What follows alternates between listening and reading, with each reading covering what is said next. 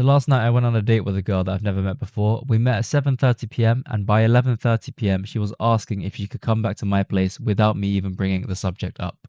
If you want to know how this happened, stay to the end of the video. I'm going to do a quick layout of some of the context before this date, and then I'll go into 4 of the techniques slash concepts that I tried to keep in mind while on the date. So we met on Hinge around a week ago, and for around a week we just kind of lightly texted, maybe sending 7, 8 texts to each other per day, and eventually she was the one that asked me first to meet. Asking to meet first is something that I typically never also do because, again, I want to be the one controlling the frame.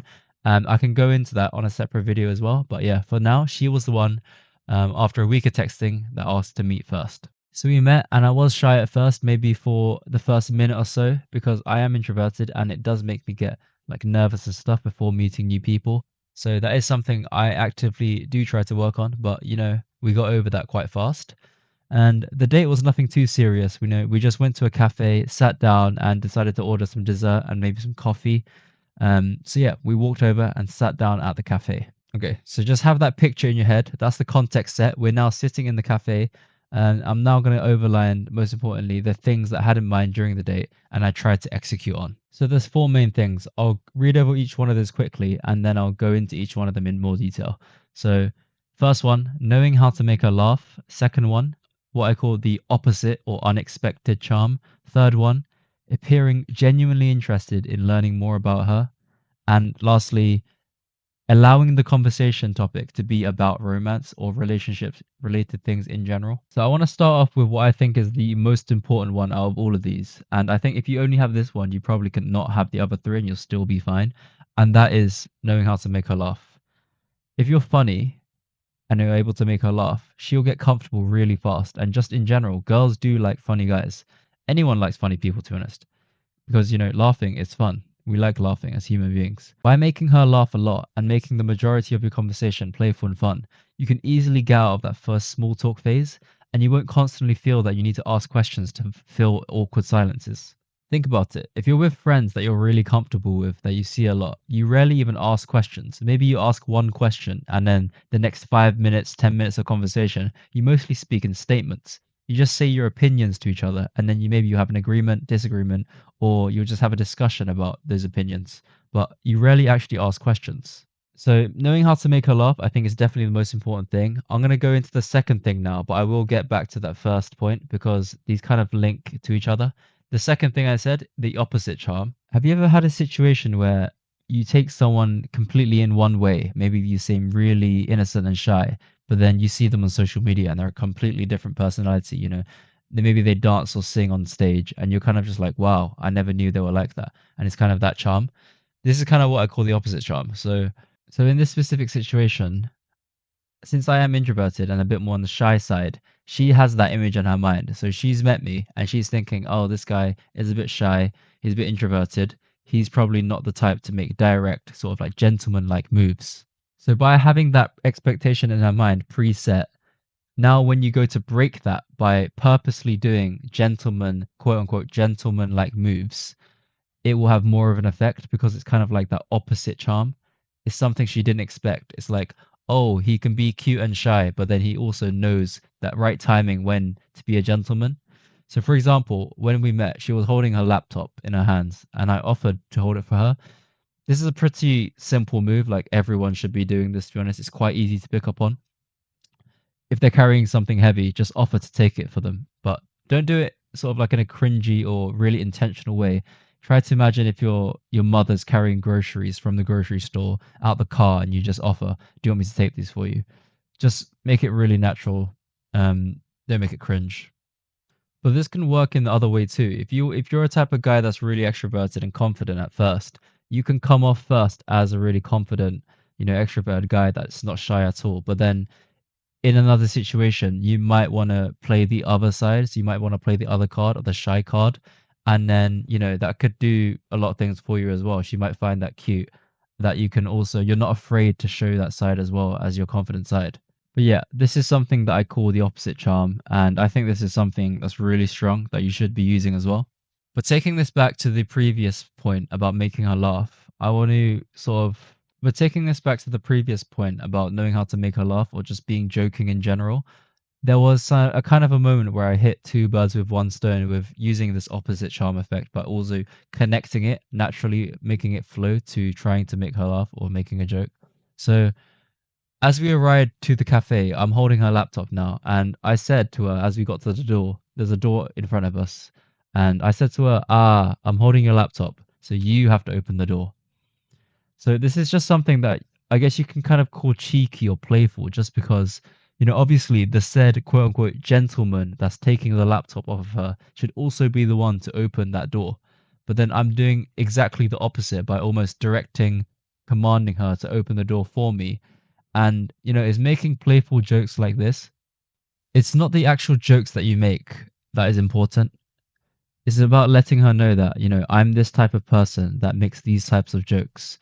I like to create this casual, fun, flirty environment where we can tease and play, joke with each other.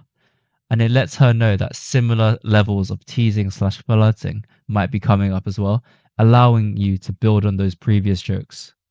It also keeps unpredictability alive, which is another important concept because now she doesn't know. She knows that you can be gentlemanlike, but you chose not to. And it shows her that you're not afraid to tease her like that because you have that sense of confidence in the way that you interact, carry yourself, and speak to her. So, the third thing about appearing genuinely interested is something that I think is really important as well, because not only does it help you actually listen more intently to what she's saying, but it actually kind of makes it easier to have natural conversation. So even though going into interview mode at the start of the meeting and just bombarding the girl with constant questions isn't something I enjoy doing, at first you do at least need to ask some questions to even get some substance to even talk about and make jokes on. But when doing this, something that I find really helpful is to fully immerse yourself into the mindset that you're extremely, extremely interested and curious in the questions that you're asking and hearing those answers. So, what I like to do is I imagine that I've met my favorite celebrity or sports person or whatever, and I'm having that conversation with them just to try imagine how curious and intently you'd be listening to that person speaking and try have that same intention and genuine curiosity when asking the questions to that girl on the date. What this does is let the girl what this does, it lets the girl see that you're genuinely interested in what she has to say about herself. And when she sees that you are enjoying listening to what she's saying, it's more likely that she will even it's more likely that she herself will expand on things and feel more comfortable talking. And finally, the last really, really important concept is being able to have conversations on the topics of relationships and romance related things in general on that first date. So, this was actually the topic of our conversation for a while yesterday. She was telling me that the date she went on before me was a guy that she felt like she didn't click with. And she mentioned specifically that they didn't talk about relationship related topics or dating related things at all. And because of that, largely, he felt more like a younger brother to her. Like that was her literally her words. She felt like he was a younger brother to her. Now, I think most guys are actually scared or think it's too personal or not polite enough to talk about these topics, but that is where the common misconception actually is.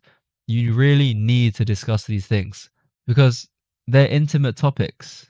Firstly, you get to learn more about what they're like in a relationship, their preferences, their specific pet peeves, or what they might like and dislike. But secondly, you're also subconsciously saying to each other, yeah, we're close enough and we're comfortable enough to talk about these topics without it feeling weird. It's almost like a stage in itself on the way to a relationship or a talking stage. That stage of being able to discuss intimate romantic topics. So don't be afraid to ask her about previous dates before you, why they didn't work out, why they did work out, why they didn't meet again, or what the guy was like. I like to get really curious and deep into asking these sort of questions. And also, don't be afraid to make jokes during asking about these things as well. If she says that all of her previous dates have been finance majors, but you're studying chemistry or something, say something like, "Damn, wow, I feel special. You're meeting me even though I'm not a finance major. It's an honor." So, just to wrap it up, by doing these four things, I think I was really able to make her feel comfortable enough. We were laughing a lot. We were sitting for around 3 hours just talking and joking about dumb things, honestly. I don't even know what we were talking about. But what the important thing was, what that I was making her comfortable, not even what we was talking about. So if you want to know how it led to her coming over to my place, it went like this. So we walked out of that cafe and we took a walk in the park a bit. It's 11:20. It's quite cold, a bit windy. So we kind of talked about where should we go now, or is there anywhere inside that we could go at this time? And we discussed a bit about pubs or if there's any pubs in this area that we could go to. And suddenly, after a bit of that, after I didn't specifically, on purpose, I'm not suggesting to come to my house. I'm not suggesting specifically anywhere that we should go. I'm kind of waiting for her to see if she would say it. She says, "Do you live far from here?" I said, "Around 10, 15 minutes away." And she just straight up says, "Can we just go to yours then?" And then I paused for around 5-ish seconds, sort of smiled to myself inside, and I just said, "Yeah, I guess we could do that."